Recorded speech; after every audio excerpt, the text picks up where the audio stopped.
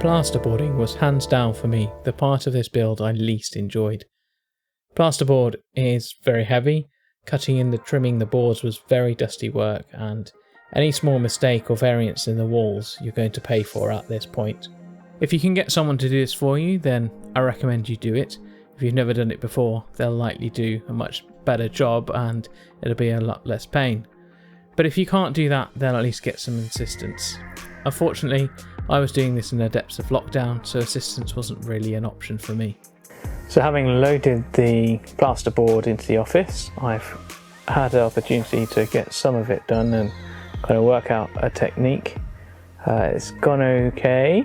It's had its moments, just because it's a job I've never had to do before. Last night I was working with only one prop, so I built this other one just here, so it's quite simple. We've got just a triangle of wood with a top to support, and then I've got it clamped in a workbench there, just so it's got some stability and can stand up. And this hopefully make it a lot easier. Yesterday I was using the ladder, which wasn't quite tall enough, and I'd end up having to lift it, whereas this gives a lot more height and should be somewhat safer because it's wider. Because these plasterboard is surprisingly heavy, so one sheet of this is around 23 kilos, which is a lot when you've got it above your head.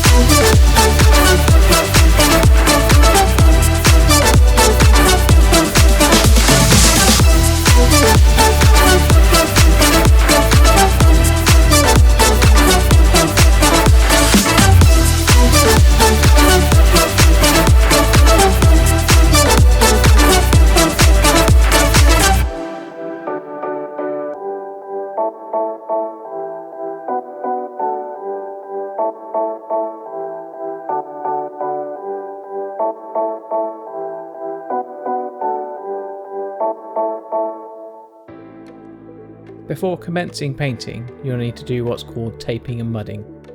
I've actually specifically skipped this process in these videos as it's not something I feel comfortable giving advice about. There's lots of experts out there with very informative videos that you'll benefit from. And what I found is that there is really something of an art to it.